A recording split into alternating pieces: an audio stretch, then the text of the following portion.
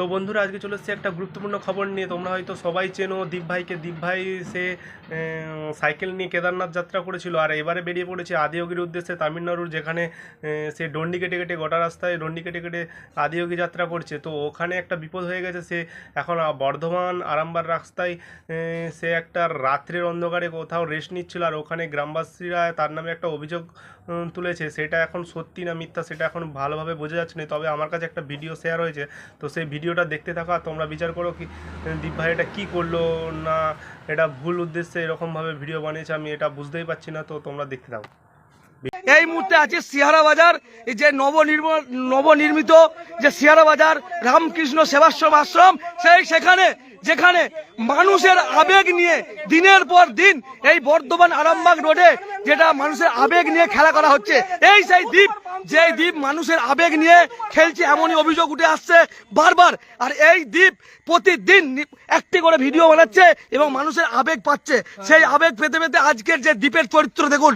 এই যে আজকে আশ্রম, এই আশ্রমের দীর্ঘদিন ধরে অভিযোগ ছিল এই এলাকাতে তারা আসছে এবং এখানে এসে গাঁজার সঙ্গে বিয়ার সেই খাচ্ছে।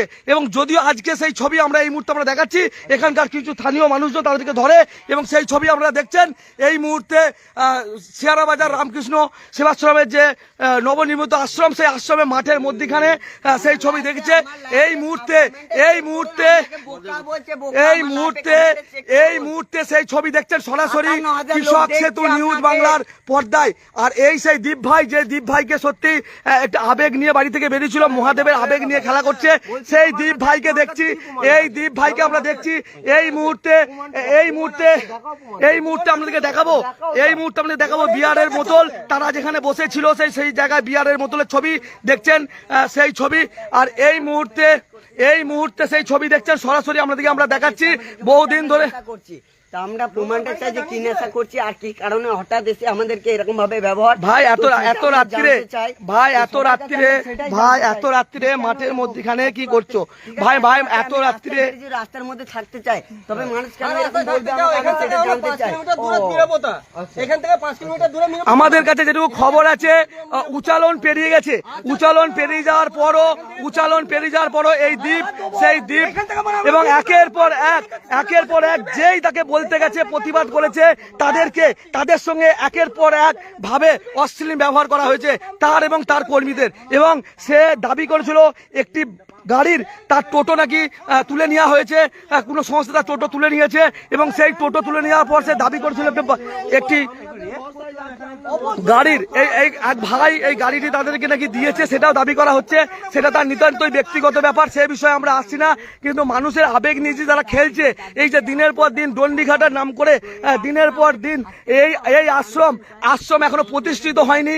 আশ্রম নবনির্মিত আশ্রম, সেই আশ্রমেই চলছিল এই রাতের অন্ধকারে গাঁজা এবং বিয়ার সংযোগ সেই চলছিল। সেই ছবি আমরা দেখেছেন এবং মাদক দ্রব্য সেবন করছিল, সেই ছবি আমাদেরকে ইতিমধ্যে আমরা দেখালাম। এখানকার মানুষজন তাদেরকে আটকিয়েছে এবং লোকাল সিহারা বাজার ফাঁড়ির পুলিশ ইতিমধ্যেই এই ঘটনাস্থলে এসেছে এবং তারা ইতিমধ্যেই দেখছে। সেই ছবি আমরা দেখছেন সরাসরি কৃষক সেতু নিউজ বাংলার পর্দায়।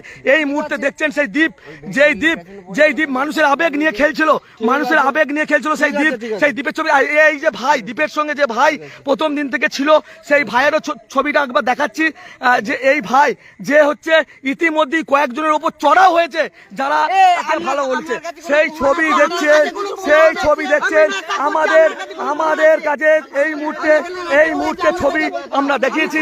আমরা দেখছেন সেই ছবি সরাসরি দেখছেন সেই ছবি এই মুহূর্তে দেখাচ্ছি। দেখুন একজন শিব ভক্ত, তার মুখের ভাষা দেখুন এই মুহূর্তে দেখুন সরাসরি আপনাদেরকে দেখাচ্ছি। দেখুন বলুন দাদা কি হয়েছে দাদা? এই দেখুন দেখাচ্ছি।